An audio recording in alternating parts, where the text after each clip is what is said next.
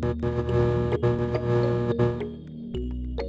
Tribuners, balik lagi di Tribun Podcast. Kali ini bersama saya Elin. Saya akan menemani teman-teman Tribuners nih dengan berbagai topik yang menarik. Nah, untuk kali ini Elin bakal ngebahas tentang peredaran narkoba. Temanya nih untuk topik kali ini ada menuju Indonesia bersinar atau bersih dari narkoba. Jadi kita bakal ngobrolin seputar peredaran narkoba. Nah, bersama Elin di sebelah kiri ada Kepala Badan Narkotika Nasional Provinsi Jawa Tengah, ada Bapak Dr. Andes Purwo Cahyoko MSI ya Pak ya? Iya. Oke, saya panggilnya siapa nih Pak? Bisa dipanggil Abang boleh, panggil Bapak juga boleh. Atau mungkin Brigjen Purwo aja ya? Boleh Oke, Mbak. boleh banget. Nah Tribuners, acara ini kita udah menerapkan protokol kesehatan dengan baik ya Pak ya? Ya. Udah jaga jarak nih aku sama Bapaknya. Sudah pakai masker? Udah pakai masker, udah vaksin ya Pak ya? Sudah, alhamdulillah Oke, 2 kali sudah Saya vaksin. juga sudah. Jangan lupa buat Tribuners vaksin ya. Oke Pak, gimana kabarnya Pak pandemi ini? Alhamdulillah dalam kondisi pandemi BNN dan jajarannya masih bisa melaksanakan tugas-tugas yang diamanatkan oleh undang-undang, yaitu melaksanakan pencegahan, melaksanakan pemberantasan, dan melaksanakan rehabilitasi dengan tugas yang paling utama adalah melaksanakan P4GN, yaitu pencegahan, pemberantasan, penyalahgunaan, dan peredaran gelap narkotika. Oke, Gitu. baik Pak, ini pandemi kan udah 2 tahun nih, hampir 2 tahun ya. Iya. Peredaran narkoba sendiri di Indonesia seperti apa sih Pak di pandemi? Apakah menurun atau malah bahkan naik Pak? Ya, dari data yang ada untuk masa pandemi ini justru ada peningkatan ya, ada peningkatan tentang penyalahgunaan narkotika ini. Dari data yang ada 2021 ini kita BNN secara keseluruhan itu hampir 8 ton atau tepatnya 7,9 sekian ton itu kita telah menyita sabu. Oke. Kemudian 135,2 ton itu dalam bentuk ganja dan 1.500 tablet yang berbentuk ekstasi. Sehingga dari data yang ada hampir 30.000 kasus kita mengungkap narkotika itu. Nah, dari 30.000 kasus itu ada 55.000 tersangka yang kita proses dalam tindak pidana narkotika ini. Gitu. Oke, luar biasa sekali Ya, ya Pak luar ya. biasa, betul. Peredarannya memang sangat luar biasa. Pak, gini Pak, mungkin dari Tribuners masih terlalu awam nih. Sebenarnya definisi narkoba itu sendiri tuh apa sih Pak? Ya. Apakah yang cuma ganja dan kawan-kawannya itu, atau sebenarnya ada obat-obatan di sekitar kita yang kita nggak tahu ternyata Ya, itu narkoba betul. gitu. Seperti apa Pak? Narkoba itu sebenarnya kepanjangan dari narkotika, psikotropika, dan bahan aditif lainnya. Narkotika, psikotropika. Nah, sekarang psikotropika sendiri itu sudah masuk di dalam golongan narkotika, ya khususnya golongan narkotika golongan 1 ya. Jadi BNN dalam hal ini melaksanakan penegakan hukum terhadap narkotika dan psikotropika, dan narkotika psikotika ini sudah jadi satu. Sedangkan bahan aditif lainnya itu biasanya berkaitan dengan penyalahgunaan obat-obatan maupun penyalahgunaan bahan-bahan yang lain. Nah, itu diemban oleh fungsi atau instansi lainnya di luar di luar BNN gitu. Oke, baik. Jadi narkoba adalah kepanjangan dari narkotika, psikotropika, dan bahan aditif lainnya gitu. Oke, baik. Lalu Pak, seberapa bahayanya sih yang dihasilkan dari narkoba itu sendiri? Yang jelas narkoba itu kalau digunakan ya tentunya yang digunakan tidak mengikuti resep dokter atau disalahgunakan, itu bahayanya jelas terhadap organ-organ tubuh kita, terutama saraf. Ya, narkotika itu merusak saraf, kemudian juga merusak organ-organ yang lain. Memang pada awal-awal kita menggunakan narkotika itu ada dampak ya, ada tiga dampak yang kalau kita menggunakan narkotika. Yang pertama dampak halusinasi, gitu. Kemudian ada stimulan, kemudian depresan. Nah, yang stimulan itu menimbulkan rangsangan kekuatan ya, atau ada tambah kekuatan kira-kira begitu. Yang biasanya tidurnya hanya, dia nggak kuat melek, itu pakai itu biasanya lama dia nggak bisa tidur ya, tapi kan merusak itu ya, artinya yang tubuh manusia, organ manusia itu punya batas kekuatan, tapi dipaksakan untuk dia lebih daripada yang seharusnya, itu kan lama-kelamaan juga akan rusak gitu. Kemudian ada yang depresan untuk mengurangi rasa sakit. Narkotika ini ketika digunakan sesuai dengan aturan yang ada, itu salah satunya juga bisa untuk kegiatan yang berkaitan dengan medis ya.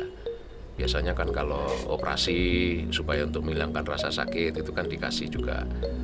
Intinya narkotika itu tidak dilarang, yang dilarang adalah penyalahgunaan. Ya, selama ada aturan mengikuti ketentuan dokter, ada ketentuan undang-undang yang lain, itu nggak ada masalah. Oke, ya. Berarti bisa dibilang yang diperangi itu penyalahgunaan narkobanya, betul, ya, bukan narkobanya. Iya. Oke, karena bahaya banget efeknya ternyata ya, Iya, Pak betul. ya. Oke, Pak, melihat peredaran narkoba yang begitu luar biasa di Indonesia ya, Pak ya saat ini. Sebenarnya narkoba itu sendiri itu tuh diproduksi di dalam negeri atau di luar negeri sebenarnya, Pak? Didapatkannya itu? Iya, ada sebagian dari dalam negeri ada, tapi lebih banyak didatangkan dari luar negeri. Ya, beberapa waktu yang lalu ya, barangkali juga rekan-rekan masih ingat, ditemukan perusahaan-perusahaan rumahan gitu ya. Jadi produk-produk rumahan yang berkaitan dengan narkotika gitu. Tapi yang jelas untuk prosentasenya akan lebih banyak yang diimpor dari luar negeri. Oke, berarti dari luar negeri ya, Pak? Iya, lebih banyak iya. di situ. Oke, kalau ini Pak, untuk peredarannya sendiri jenis apa sih Pak yang paling banyak di Indonesia saat ini?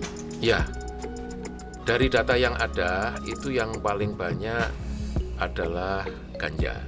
Oke, malah ganja ya, Ya, Pak ya? ganja tadi makanya saya sampaikan kita sudah bisa melakukan penyitaan hampir 135,2 ton. Kemudian disusul oleh sabu. Sabu itu tadi hampir 8 ton ya kita lakukan penyitaan. Kemudian yang ketiga adalah ekstasi. Oke, Gitu. Jadi nomor 3. 3 itu yang paling banyak digunakan, ditambah dengan narkotika sintetis yang berbentuk seperti tembakau gorila gitu tuh ya. Nah, itu juga ada lah ya. Tapi nggak sebanyak yang tadi itu saya sebutkan, mulai dari ganja, sabu, ekstasi, baru yang tembakau sintetik itu. Oke, berarti 3 itu yang paling banyak ya Pak ya? Iya, Oke. betul. Kemudian Pak, di Indonesia sendiri Pak, target narkoba itu biasanya paling banyak itu siapa nih yang ditargetkan kena narkoba ini? Kalau para pengedar dan bandar itu targetnya ya semua orang dari lapisan manapun, karena dia berpikir barang saya laku, barang saya habis terjual, saya dapat untung kan gitu. Ini strategi daripada para pengedar kan gitu. Nah, namun demikian tidak menutup kemungkinan mereka juga punya target-target tertentu yang bisa saja untuk melemahkan negara kita. Ya, ketika pemudanya sudah diserang narkotika, bagaimana mau mempertahankan negara kan kalau sudah loyo semua ya. Kita ingat waktu peristiwa Perang Candu. Cina kalah sama Inggris tidak dengan senjata, tapi mereka menggunakan candu itu. Nah, sehingga waktu itu Hong Kong masuk dalam kekuasaannya Inggris sampai berapa ratus tahun itu. Dan sekarang baru dikembalikan kan gitu. Itu. Oke. Kalau pelajar sendiri Pak, masih jadi target utama penyalahgunaan narkoba dari bandar dan yang lainnya atau enggak sih Pak kalau pelajar sendiri Pak? Iya, kalau dari pelajar, dari persentase yang ada itu urutan kedua ya, urutan kedua pelajar setelah para pekerja. Oh, nomor 1 malah pekerja. Pekerja ya, pekerja itu menggunakan ya banyak alasan ya.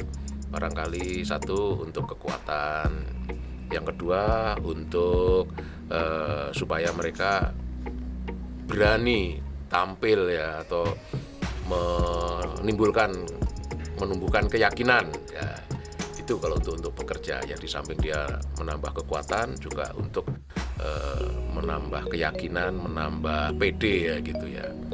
Itu. Tapi kalau yang pelajar rata-rata dia dalam bentuk masih coba-coba. Kemudian kalau supaya mereka bisa diterima di kelompoknya gitu kan, dulu kan ada istilahnya, wah kamu nggak keren kalau nggak pakai ya, gitu. Nah ini mari kita rubah menjadi lu nggak keren kalau pakai, lu keren kalau nggak pakai narkoba kan gitu. Dulu kan kalau nggak pakai narkoba kan nggak keren, sekarang kita balik gitu. Benar. Lebih pelajar. Keren kalau nggak pakai ya, Iya, Pak ya. lebih keren kalau nggak pakai. Gitu. Pak, saya pernah dengar statement kayak gini Pak, katanya itu rokok itu gerbang utama menuju penyalahgunaan narkoba. Sebenarnya benar nggak sih Pak? Ya, awalnya banyak diawali dari itu ya, karena sifat rokok ini kan adiktif ya. Jadi narkoba dan rokok mempunyai sifat yang bahaya terhadap tubuh kita. Biasanya diawalin dari rokok, terus dia akan meningkat ke ganja. Nah, ganja ini sudah ke narkotika. Karena ketika merokok, supaya dia lebih nikmat sambil bisa halusinasi, dia menggunakan ganja. Nah, itulah rokok itu awal. Tapi ya masih banyak juga rokok yang tidak ke narkotika juga banyak. Tapi sebenarnya itu adalah pintu gerbang ketika kita tidak bisa menahan diri untuk beralih atau mencoba ganja itu yang merupakan golongan narkotika. Oke, berarti sebisa mungkin dihindari kalau bisa ya, betul. kalau bisa dihindari. Baik Pak, melihat peredaran narkoba di Indonesia yang luar biasa, dari BNN sendiri apa sih yang sudah dilakukan selama ini Pak?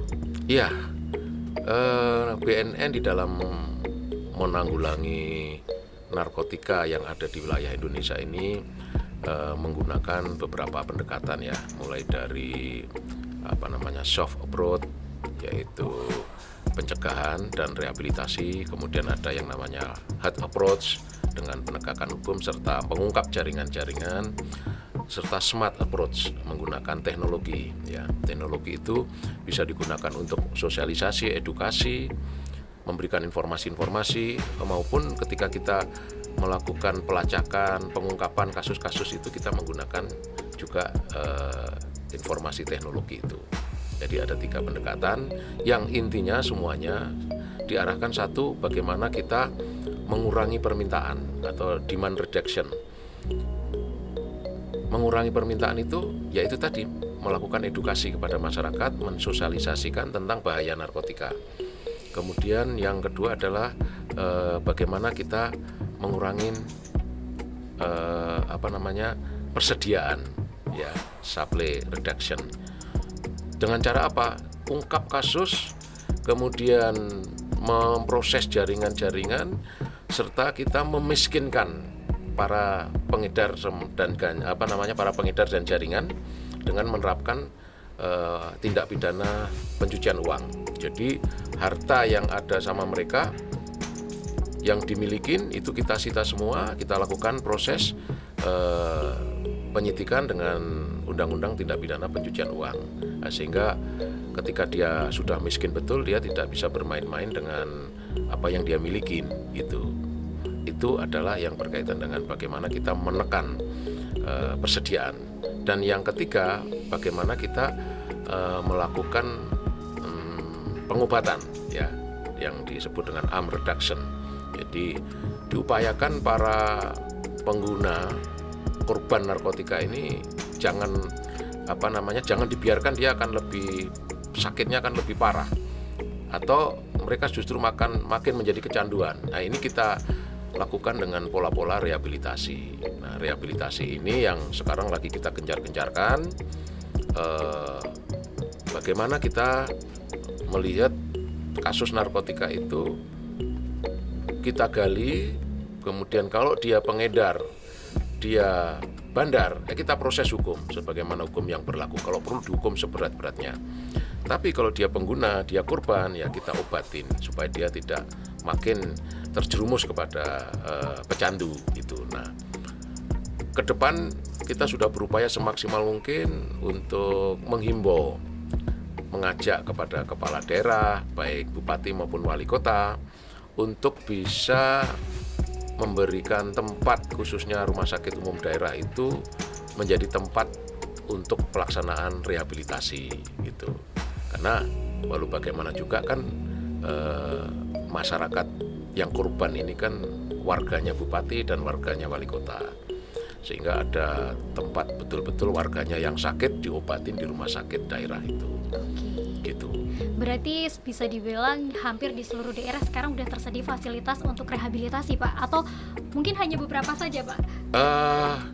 Kita sudah mencoba. Pertama kita melakukan pendekatan kepada kepala daerah, bupati maupun wali kota, termasuk kita menyuratin, dan sudah ada beberapa kepala daerah yang sudah merespon. RSUD-nya sudah siap untuk dijadikan tempat. Ada beberapa kepala daerah. Dan kita harapkan khususnya untuk di Jawa Tengah ini ada 35 kabupaten wali kota itu bisa menjadikan RSUD-nya menjadi bagian untuk memberikan pelayanan rehabilitasi kepada warganya. Gitu. Oke, baik, Pak. Ini menuju Indonesia bersinar atau bersih dari narkoba, tentu tidak hanya BNN saja yang turun tangan. Betul. Lalu kalau misalkan dari keluarga sendiri, Pak, apa sih keluarga bisa ikut andil apa sih, Pak, untuk memerangi penyalahgunaan narkoba itu sendiri? Ya, pertama minimal dari diri sendiri ya. Kalau untuk keluarga ini dari diri sendiri. Itu pertama harus dia berani menolak. Berani menolak, kemudian berani lapor. Nah, kalau menemukan sesuatu itu yang susah, Pak. Iya, tapi jangan khawatir bahwasanya pelapor itu dilindungi oleh undang-undang. Jadi jangan khawatir kalau nanti saya takut nanti diancam oleh ini. Ada pelindungnya, tentunya aparat yang akan melindungi. Apakah itu kalau di desa itu ada Babinsa, ada Babin Kamtipmas, itu yang siap untuk melakukan perlindungan. Dan undang-undang sendiri juga mengatur para saksi-saksi itu tidak perlu dihadirkan di pengadilan karena ada kekhawatiran nanti kalau diancam kan ya, itu enggak ada kewajiban ya untuk hadir di persidangan, pasti dilindungi, diamankan gitu. Nah, nih buat Tribuners nih, kalau misalkan kamu mungkin menemukan kasus penyalahgunaan narkoba, bisa aja langsung lapor. Lapornya kemana, Pak? Ya, ke BNN ya, atau mungkin di kepolisian terdekat. Nah, itu bisa nanti akan kita tindak lanjutin gitu. Mungkin kalau lewat WhatsApp, Pak, atau media sosial apakah bisa? Bisa.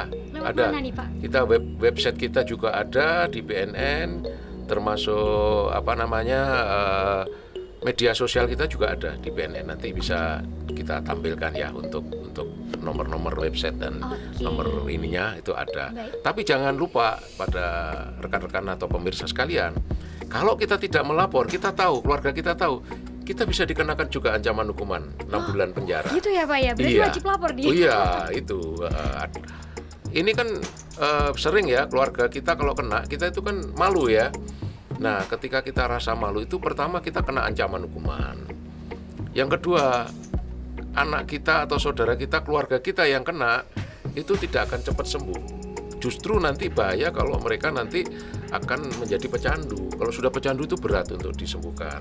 Bisa 3 sampai 4 kali dia masuk rehabilitasi gitu. Dan tidak diproses hukum. Tidak diproses hukum, direhabilitasi dengan gratis. Gratis tanpa biaya ya, Pak ya? Tanpa biaya. Nah, gitu. mungkin itu, Pak, kebanyakan dari masyarakat itu kalau misalkan takut melapor, wah jangan-jangan nanti di penjara ya kayak di berita-berita. Pasti banyak yang kayak gitu. Iya, benar. Makanya kita memulainya dengan membentuk Desa Bersinar. Itu di dalam Desa Bersinar itu kita bentuk relawan-relawan yang nanti tugasnya satu mengedukasi dan menginformasikan tentang bahaya narkoba, termasuk di dalamnya untuk mengajak keluarganya, tetangganya, warga yang ada di desa itu untuk diajak mau direhabilitasi itu. Nah, itu nanti ada di situ relawan itu kita pisahkan, ada yang penggiat, ada yang agen pemulihan. Nah, yang agen-agen pemulihan inilah nanti yang ngurusin warganya yang kena narkoba. Termasuk nanti dia juga mempunyai tugas apabila ada warganya yang sudah keluar dari penjara yang berkaitan dengan narkoba, supaya nanti tidak kembali lagi terjerumus ke narkoba. Inilah namanya agen-agen pemulihan yang ada di desa. Intinya di desa itu kegiatan dari desa, oleh desa, untuk desa. Nah, gitu. Demokratis banget ya. Ya, Desa, harapan desa kita juga kalau nanti semua desa sudah sudah memproklamirkan desa bersinar, desa bergerak, Indonesia insya Allah juga bersih dari narkoba gitu. Oke, luar biasa sekali programnya. Pak, untuk desa bersinar sendiri di Jawa Tengah ada berapa desa, Pak? Sudah ada berapa? Ya, sejak di launching pertama itu hanya 10 desa pada Juni ya, 26 Juni kemarin di launching oleh RI2, Bapak Wakil Presiden kita. Ada 10 dan sekarang laporan terakhir setelah saya lakukan pengecekan juga hampir sudah 40 desa yang sudah siap menjadi desa bersinar. Dan kita lihat kegiatan-kegiatannya juga sudah mereka melakukan edukasi kepada masyarakat desa, baik dilakukan oleh Karang Taruna, oleh ibu-ibu PKK, kemudian oleh relawan-relawan yang ada di situ, ya termasuk dia yang ditunjuk sebagai agen pemulihan itu dia mencari kliennya, warganya siapa yang pernah kena itu didatengin, kemudian diajak diskusi. Dengan harapannya mereka tidak kembali lagi kegiatan berkaitan dengan narkotika. Oke, berarti satu desa semua bersinergi bersama ya? Iya, bersinergi. Dari kepala desanya, dari pemerintahan, betul. masyarakat, Karang Taruna mungkin ya Pak ya? Iya, jadi benar. semuanya ikut andil di situ untuk memerangi penyalahgunaan narkoba. Benar. Luar biasa sekali ternyata ya Pak ya untuk program itu. Kemudian Pak, untuk BNN sendiri Pak, khususnya Provinsi Jawa Tengah nih, di tahun 2021 ini, mohon maaf, sudah mencapai apa aja nih Pak? Pencapaian yang dicapai apa aja?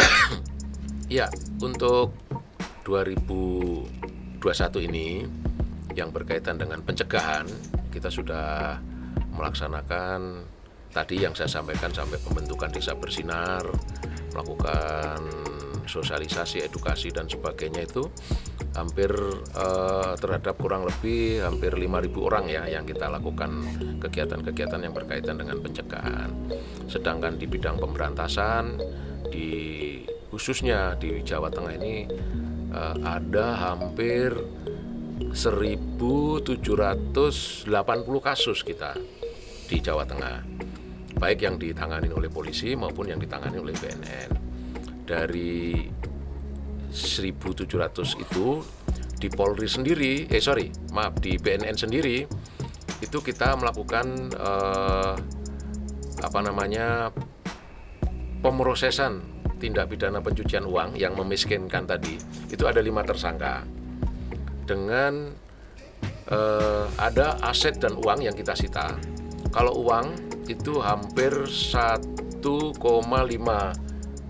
miliar, totalnya tepatnya 1.437.000.000. Nah, sedangkan dalam bentuk aset itu 742 juta.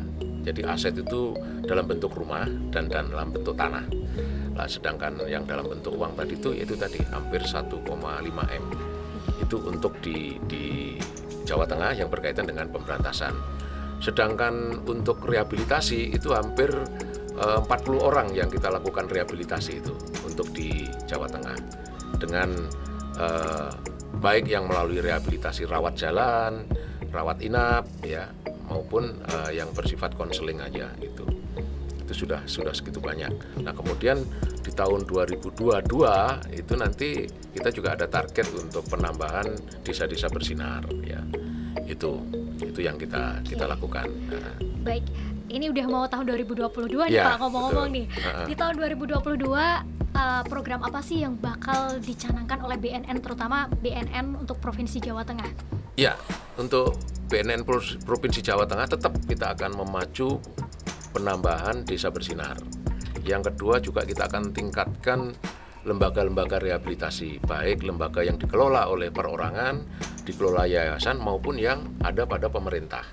Ya, kita lakukan pendataan, terus kita lakukan pelatihan kepada para pelaksana ya, sehingga nanti betul-betul lembaga-lembaga ini sesuai dengan standar nasional Indonesia, sesuai dengan SNI. Itu akan kita lakukan pelatihan, kita uji, kemudian kita evaluasi. Itu dalam 2022 nanti kita akan laksanakan. Jadi fokus satu, desa bersinar, sama rehabilitasi gitu. Oke, programnya luar biasa sekali. Iya, Semoga lancar insya ya Allah, Pak dan sukses. ya kita minta dukungan semua lah lapisan masyarakat, stakeholder, termasuk pemerintah daerah itu kita minta. Gitu. Baik, terima kasih. Kemudian Pak, terakhir nih, mungkin pesan buat Tribuners yang kaum milenial nih, Iya. kalau misalkan pengen ikut andil untuk memerangi penyalahgunaan narkoba, kita bisa ngelakuin apa sih Pak, kaum milenial ini? Iya, saya juga berharap kepada para tribuner ya, khususnya kaum milenial, generasi X, generasi Y, generasi Z. Kalian nanti sebagai penerus bangsa, kalian ini diharapkan nanti 2035-2040 betul-betul sebagai bonus demografi. Bonus demografi itu harus diisi betul-betul oleh orang-orang yang produktif. Ketika kita memakai narkoba, pasti kita tidak akan produktif. Kita akan menyusahkan orang lain, kita akan ketergantungan dengan orang lain. Sehingga kalau kalian betul-betul siap untuk mengisi Indonesia emas, kalian harus menjauhi narkotika dan kalian harus benar-benar menjadi orang yang produktif. Berani tolak, berani rehab, ya, dan berani lapor. Itu yang kita harapkan untuk rekan-rekan Tribuners. Ya, terima kasih Bapak Ya. untuk pesannya buat Tribuners. Tadi berani tolak, berani Berani rehab, rehab, berani berani lapor. lapor. Kayaknya yang terakhir ini Iya. susah, berani lapor. Takut di penjara kebanyakan Pak. Enggak, kalau lapor nggak akan di penjara. Aman ya, Pak, ya? Aman, Dijamin sama kita undang-undang. jamin ya. Nah, Oke. nanti kalau ada yang katakanlah lapor di tempat lain terus proses, ya saya datengin nanti. Oke, udah Saya dijamin bantu. nih sama Pak Purwoko. Oke. Baik, Itu. terima kasih Bapak Iya, atas sama-sama. waktunya. Senang sekali Iya. bisa berbincang dengan Pak Purwoko tentang ini ya, menuju Indonesia bersih Iya. dari narkoba ya Pak, Betul, bersinar. betul. Nah. Oke, terima kasih dan Tribuners, usai sudah perjumpaan kita di Tribun Podcast di Jackpot. Saya Elin pamit undur diri. Terima kasih, sampai jumpa.